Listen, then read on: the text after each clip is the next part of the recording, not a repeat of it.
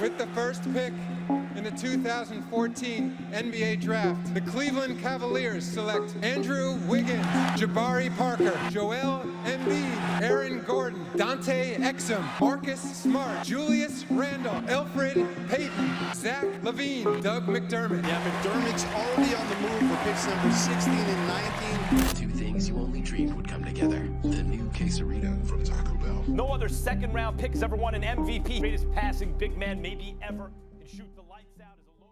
The 2014 NBA Draft worked out exactly how the Denver Nuggets wanted, as with a huge trade. We have a trade to announce.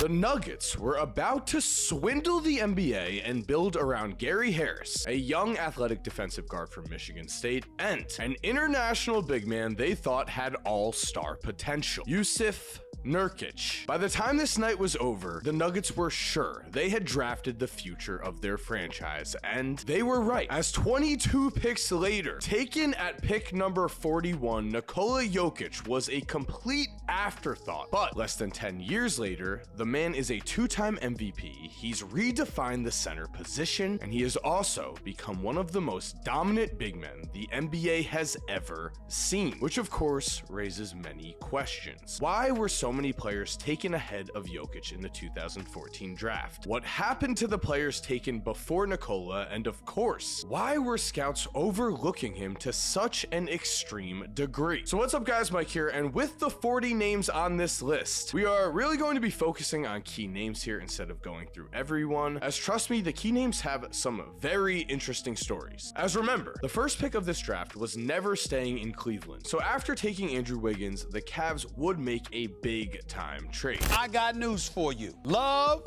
Kyrie, and LeBron, Cleveland going to the final. No matter what, the Cavaliers were going to trade for Kevin Love because that's what LeBron wanted in order to come back to Cleveland. These were heavy GM times. With this number one pick though, Minnesota thought they might have a generational prospect. That's what Andrew Wiggins was considered. At just the age of 14, Wiggins shattered a backboard for the first time, and from there, he was such a high school legend that he was nicknamed, due to the fact that he lived in Canada, Maple Jordan. He was the number one recruit in the nation according to ESPN. He was Gatorade's National Player of the Year, and he had one of the best mixtapes we have ever seen. And this is back when mixtapes meant something. Shout out Austin Rivers.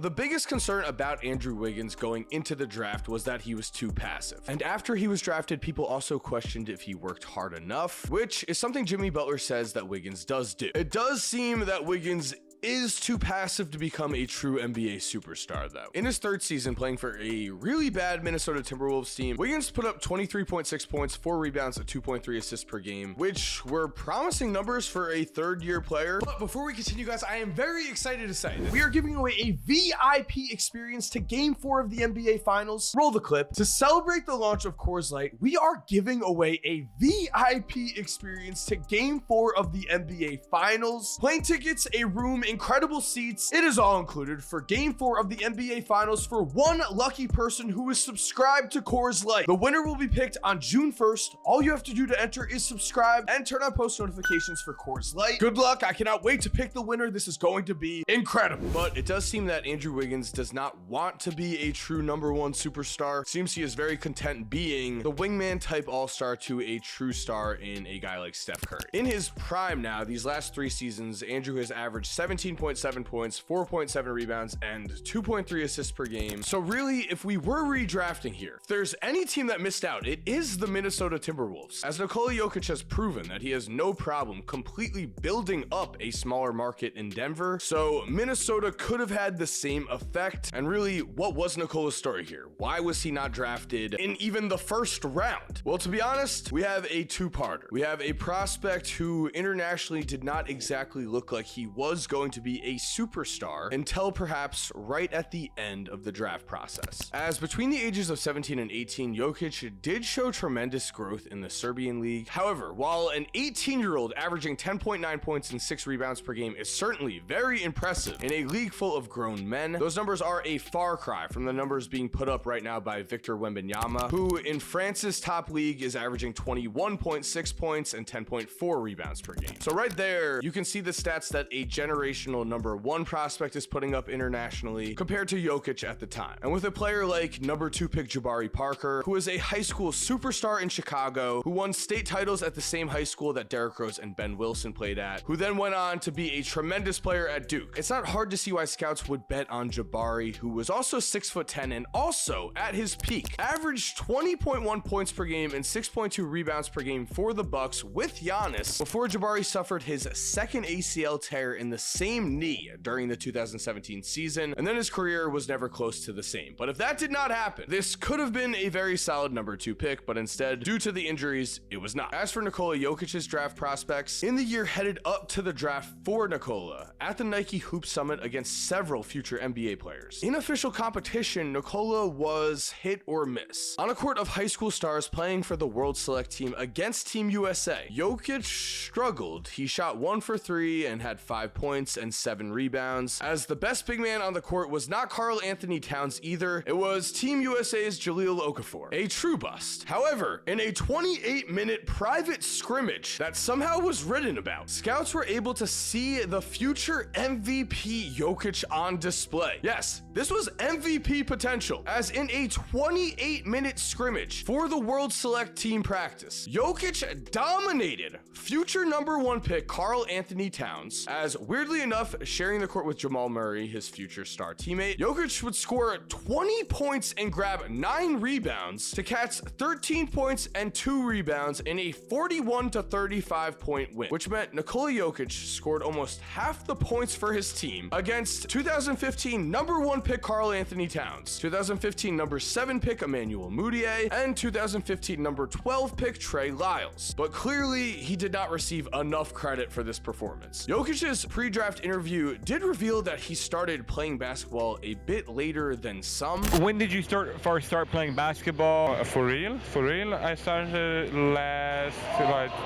year. This interview also had other gems. How do you feel like you're playing so far? You know, shoot, I play low post, I do everything. Did you ever think about playing college basketball? It's so fast, everybody jumps so high. I don't jump, I just play basketball, like, you know, 1-on-1, 2-on-2. Do you want to play in the NBA? I don't think so much about that. Jokic was not as hyped of a prospect, certainly, as Joel Embiid, who is the only player with a legitimate case to go number 1 in a redraft. As in the original real 2014 draft, Joel Embiid was taken 3rd despite being the number 1 overall prospect due to some pretty real injury concerns. Now, Joel was actually discovered amazingly through 2 basketball camps in Africa. Before that, he had been training to play professional volleyball, and his dad was against him changing sports to basketball, but luckily his uncle talked his dad into the promise of his son being a future MVP. Embiid's journey to the NBA is pretty amazing though, as it still took Luke Mbah-a-Moute inviting Joel to his personal basketball camp, where Joel played well and then got an invitation to the NBA's Basketball Without Borders camp, where he played even better, got an invitation to an American high school, and then became a top recruit for Kansas. If he doesn't play well at that one camp, he's a star volleyball player somewhere. But it was at Kansas where Joel Embiid did become a national name. Headed into the season, all anyone could talk about was Maple Jordan and Andrew Wiggins, until Embiid began practicing. Rick Pitino famously went to a practice and said, "That man, Joel Embiid, is the number 1 pick." And Joel probably would have been the number 1 pick. He probably still should have. However, he did suffer a stress fracture in his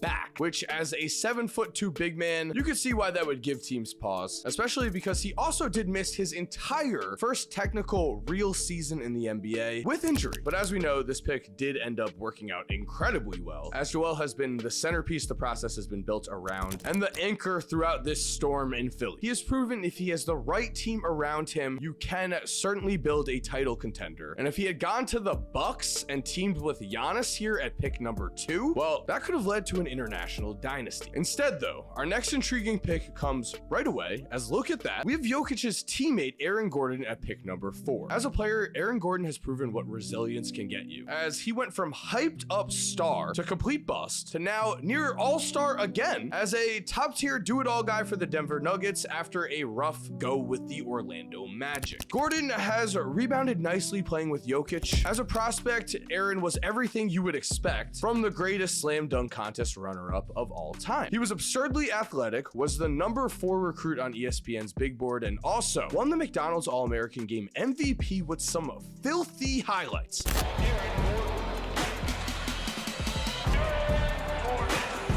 It is not hard to see why scouts were very excited with Aaron Gordon's potential, and with the motor that he is showing right now on the court, you can see why he was a great prospect. Aaron Gordon has never quite expanded his game enough to make him a superstar, but in terms of this draft, it was the Magic who I think failed him. Aaron Gordon is a great player on a winning team. The Magic never had close to a winning team, they just had a lot of dysfunction. Looking at pick number 5, Marcus Smart was taken right after Aaron Gordon, and this is a case where you could have seen Zach LaVine or Julius Randle taken, yes, but I don't think the Celtics fully regret taking Marcus Smart. However, it does have to be mentioned that Zach LaVine was the main centerpiece in the trade for Jimmy Butler, and the Celtics certainly would have benefited if they could have gotten Jimmy Butler. Marcus Smart, though, was a top-tier prospect. He was not only seen as a star defensive guard who needed to work on his offense, but he was a very passionate player. The man certainly demonstrated his future loyalty. After his freshman season at Oklahoma State, he was seen as a potential top 3 pick. However, he came back in order to win, which